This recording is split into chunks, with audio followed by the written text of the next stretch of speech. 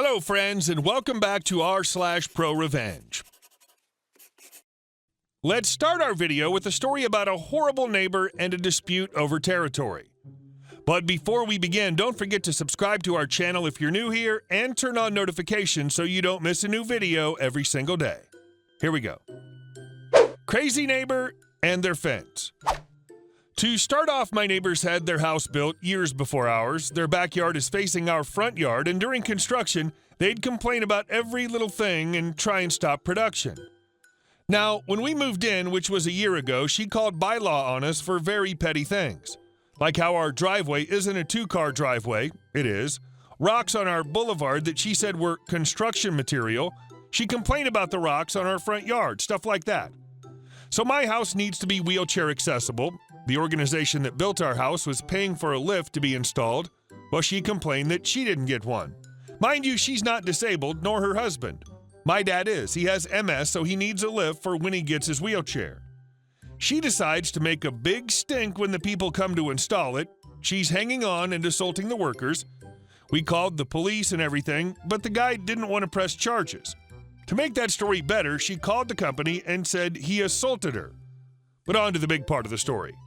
The property line in her fence. When we moved in, we put a garden on the side where her fence is. Took my dad and I 3 days to complete, and right when we're done, she said we were on her property and we have to dig up the flowers and dirt. So we did. Found out she didn't put her fence on the property line, so the organization got a survey from the city. Found out some of her fence is on our property, and she's trying to tell the guy the survey is wrong. So they ignore her and everything calms down. We don't hear from her. Then recently we found out she's been walking on our property doing whatever she wants. We've caught her on video. She rips up the grass we put down on her property, so we have just dirt to look at near her fence. She crossed the line, and my parents are suing her to remove her fence from our property. She'll also have to remove her shed. If she wasn't such a horrible person, my parents would leave it alone. But now they're going to go deep. And our second story. You can do without me? Get left behind in a huge parking lot. So there I was, working and minding my own business when I overhear two fellow co-workers discussing what would happen if a zombie apocalypse were to happen. I never really liked either of them, so I tended to avoid them, and I would often hear them talk behind my back. I'm not the kind of guy to start drama, and I mostly kept to myself, especially with things like this. So they were saying things like, who would die first, and who would survive, that kind of stuff. Suddenly, I hear my name. I thought they were calling me over, so I approached them. The conversation went like this. Me. You need something?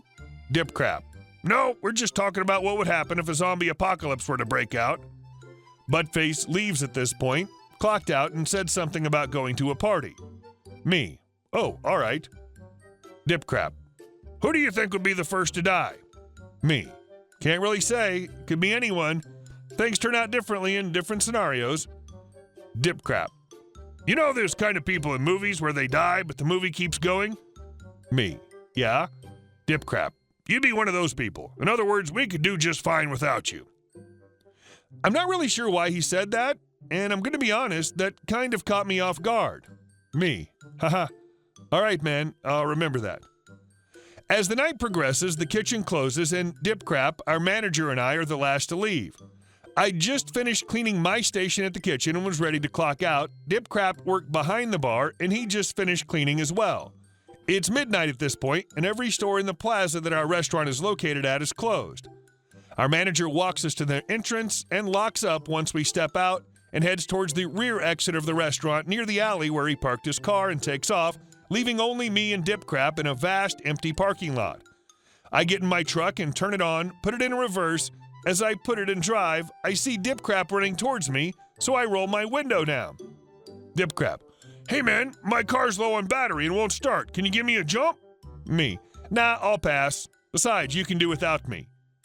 His face flushed into a deep red, and I winked at him and sped off, leaving him in a huge empty parking lot at midnight with the nearest gas station about 3 city blocks away. Next day, I found out he had to wait 2 hours for Buttface to give him a jump start. Petty revenge? Best feeling ever. Update. All right, so I just clocked in about 30 minutes ago and headed to my station. Keep in mind the kitchen should not be entered unless it's a question about an order that was rung up, how long it's going to take, that kind of stuff. Dipcrap comes in halfway through the door and motions me to come with him. He looks level-headed, so I follow him. After all, I just clocked in and business is slow. We head to the rear exit and the conversation went as followed. Dipcrap: feel better? Me: elaborate. Dipcrap: that was effed up, OP. I needed to get home that day. I had to waste 4 hours of my time in an empty parking lot. I knew deep down it wasn't 4 hours, but I listened anyway. Me: I'm sorry, man. I just didn't like your comment and I thought it was rude. Besides, I have no obligation to look after you. You can take care of yourself. And like you said, you can do without me, so stick to your claim. Dipcrap: F you. You think you're better than me? You think you can take me? WTF. I never made any claims about me being better than him, and at this point, he loses it. I know he wants to fight. I'm not the fighting kind of guy, so I told him to calm down, and there was no reason to fight. Me: look, dude, I don't want to fight. We're in business hours, and we'll both get fired. Just get over it. It's not like I left you for dead. Dipcrap shoves me hard, and I quickly walk around him to the rear exit door and step in, leaving him outside. He's calling me the P word and telling me to man up, edgy crap like that. I ignore him. He steps in, grabs me by the shoulder, spins me around, and tells me to fight him, with spit flying in my face. Unfortunately for him, our manager was in the office, which is a door beside the rear exit, usually closed, but I guess it was open, and Dipcrap didn't care to realize he was in there. So he heard the ordeal. Dipcrap got sent home and got off with a warning. And our last story. Clearly doesn't know hair. A bit of backstory. I decided to go the big platinum blonde today. For those who don't know, this means literally hours up to a full day in the salon.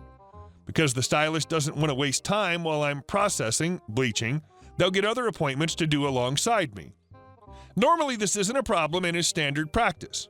This is not a normal salon either. The place where the salon is located is not busy, almost dead, so it's by appointment only, as there's only the owner and his sister who use this location.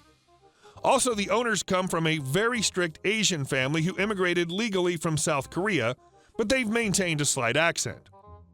Well, at this point, I'm on hour 2 of my fabulous blonde journey where my stylist, the owner, takes in his second appointment of the day.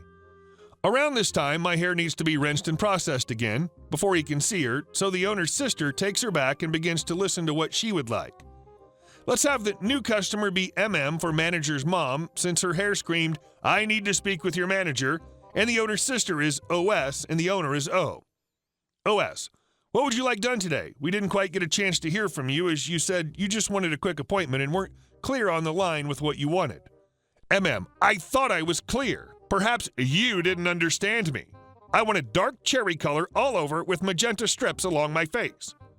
She said this with the most condescending attitude I think I've ever heard. Almost like she thought she was talking to a small child who didn't understand English.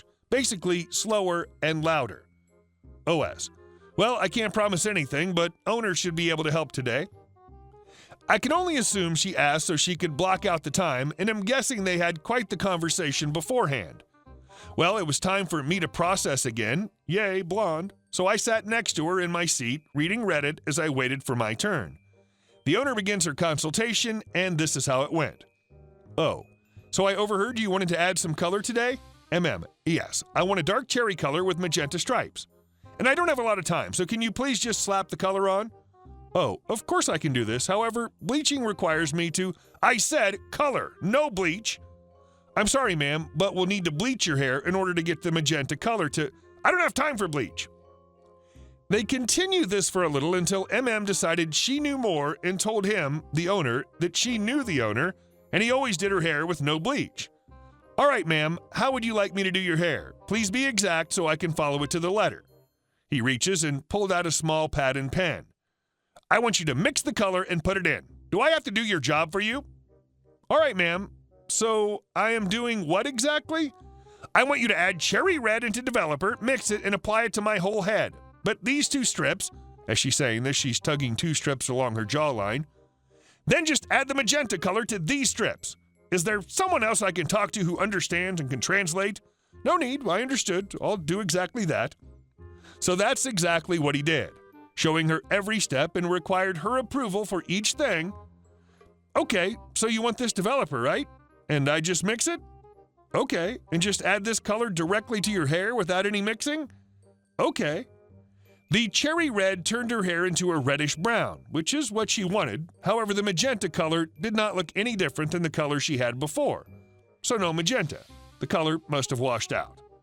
Well, the owner kept her from seeing the final product until the very end. And before the reveal, oh, just to be sure, I followed your directions exactly, yes? Yes, after I had to do your job for you. Oh, all right, well, here it is. Dramatically spins her around. Where's the magenta? It's there, ma'am. However, as I've explained earlier, you need to bleach your hair to get it to pop out. Now, as you said, everything was followed to the letter, and I'll have my sister check you out. I believe the total comes to $290. I'm not paying for this. I'm not happy. I demand to speak to the owner. Maybe someone that speaks English. Very well, I'll go get him. The owner then goes and grabs a jacket from his office and puts it on and comes back. Hello, ma'am, I'm the owner. I believe we're out of time and I gave you exactly the service you requested and need to service other guests. Please pay at the front desk. He then leaves her, not letting her respond, and goes back to doing my hair. The lady paid, then shortly left. He told his sister to blacklist that customer. Hey guys, thank you all for watching the video. I'll see you in the next one.